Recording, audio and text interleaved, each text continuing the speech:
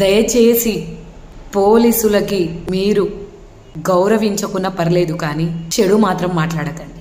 కొట్టుకున్న పోలీసులు కావాలి, తిట్టుకున్న పోలీసులు కావాలి, సచ్చిన పోలీసులు కావాలి.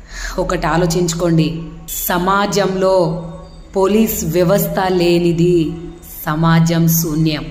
ఒక్కరోజు పోలీస్ వ్యవస్థ లేదు అనుకోండి, ఆ రోజు 1000 పైగా క్రైమ్ జరుగుతుంది. ఆ క్రైమ్కి ఇక్కడ రికార్డు కూడా దొరకదు. పోలీసులకి పొగిడి కిరీటాలు పెట్టకున్నా పర్లేదు, కానీ ఒక మానవత్వంగా మాట్లాడండి. పోలీసులు ప్రతిసారి చులకన, ఇవి ఉన్నాయిగా, అన్నీ సమానంగా లేవు. అలాంటిది ఎవరో ఒకరు ఎక్కడో ఒక చోట చేసిన తప్పుని ప్రతి ఒక్క కాకి చొక్క మీద మీరు పారేస్తున్నారు. అది కరెక్ట్ కాదండి.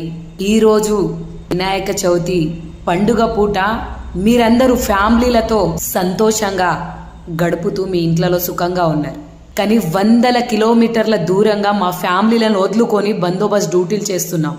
భారీ వర్షాల కారణంగా వాగులు, వంకలు, చెరువులు నిండిపోయి జనాలు కొట్టుకోపోతుంటే తన ప్రాణాలకు సైతం లెక్క చేయకుండా జనాలను కాపాడుతుంది ఎవరు? పోలీస్ వ్యవస్థ. మనం గమనిస్తున్నాము, ఎంతో మంది ఫోటోలకు ఫోజులు ఇచ్చుకుంటా గొడుగుల కింద నిలబడుతున్నారు. కానీ తన బట్టలు తడుస్తున్నాయా, ముళ్ళున్నాయా, రాళ్ళున్నాయా అని చూడకుండా వాగులలో దిగి జనాలను కాపాడుతుంది పోలీసోడే. ఎల్లవేళలా ఒకే రీతితో జనాల మధ్యలో ఉండేది పోలీసోడు. నేను నా పోలీస్ వ్యవస్థ గురించి నేను గర్వంగా చెప్పుకుంటా. ఎందుకంటే ఈరోజు నా ఫ్యామిలీని నేను 100 కిలోమీటర్ల దూరంలో వదిలిపెట్టి హైదరాబాద్లో గణేష్ బందోబస్తు డ్యూటీ చేస్తున్నా.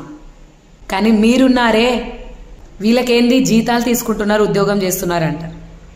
ఒకరోజు కూలీ ఇస్తే కూలోడు కూడా వర్షం పడుతుంది, నేను ఈరోజు రాను రేపు వస్తా అంటాడు. కానీ మేము అట్లా కాదండి.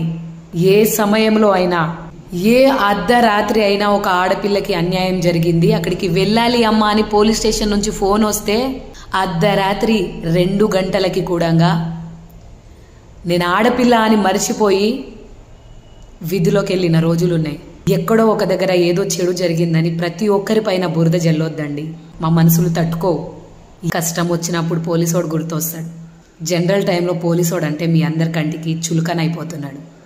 కానీ మేము పడుతున్న కష్టాలు, మేము పడుతున్న అవస్థలు మీకు తెలీదు. అవి మాకు మాత్రము, పైన భగవంతునికి మాత్రమే తెలుసు. అందరూ ఒకేలా ఉండరు, అందరు మనస్తత్వాలు ఒకేలా ఉండవు. మాకు కూడా మానవత్వం ఉంది, మేము కూడా మనిషిలా